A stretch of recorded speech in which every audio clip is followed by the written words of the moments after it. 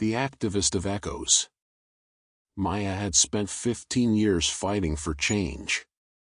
15 years of protests, petitions, and late-night strategy sessions in coffee shops that smelled of burned espresso and determination. She'd celebrated small victories and mourned countless defeats, always believing that one more push, one more campaign, would tip the scales. Tonight, exhausted after another city council meeting that yielded nothing but empty promises, she walked through the old quarter of the city, a place where buildings remembered things people had forgotten. The antique shop appeared between one step and the next, as if it had been waiting for her specifically. In the window sat a peculiar object, a brass horn, tarnished with age, mounted on a wooden base. The sign beneath it read, "Echo Collector captures what was said but never heard." Against her better judgment, Maya entered. The shopkeeper was ancient, with eyes that had seen too much. "That piece calls to certain people," she said, rapping the horn before Maya could even decide. "It doesn't change the past. It only reveals what the past is still trying to say."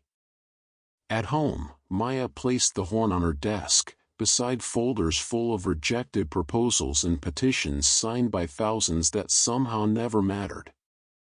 She touched the cool brass, and the room filled with voices. First came her own voice from last week's protest, hoarse but passionate, explaining how the new housing development would displace hundreds.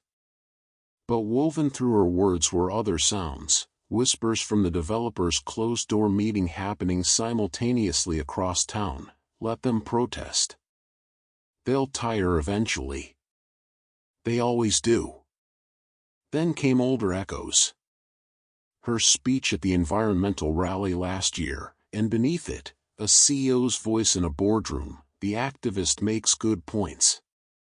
Perhaps we should reconsider," followed by another voice cutting in, "Reconsider after the contract is signed. Bad optics otherwise." The horn kept playing.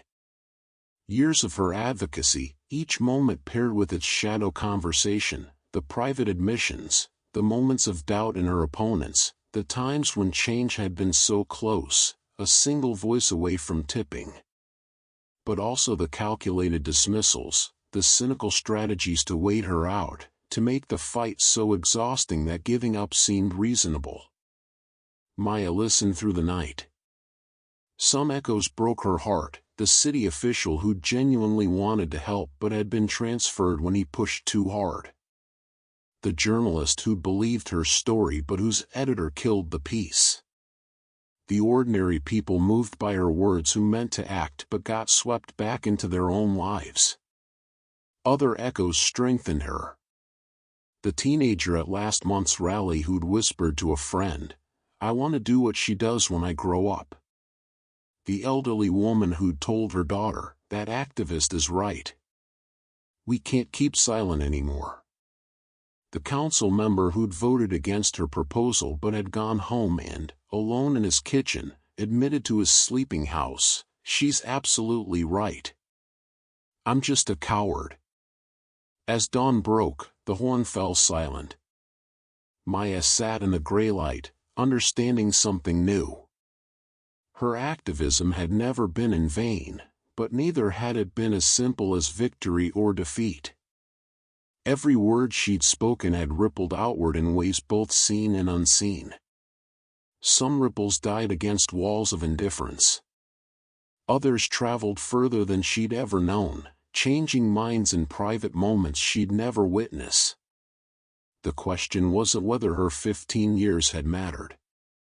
They had, tremendously, in ways both beautiful and heartbreaking. The question was whether she could continue, knowing that most echoes of justice fade before they're heard, that change is measured not in years but generations, that she might spend her whole life pushing a boulder that would summit only after she was gone. Maya looked at her calendar. Another protest is scheduled for tomorrow. Another petition to write. Another meeting where she'd likely be ignored. She stood, made coffee, and opened her laptop. Because some echoes, she now understood, aren't meant to be heard immediately. They're meant to resonate through time, growing stronger as they find others who will carry them forward. Her voice was just one echo in a chorus that began long before her and would continue long after. And that, somehow, was enough. She began to type, "Proposal for Community Housing Initiative, Draft 47. Outside her window, the city woke to another day, full of voices both loud and soft, speaking truths that someone, somewhere, might finally be ready to hear.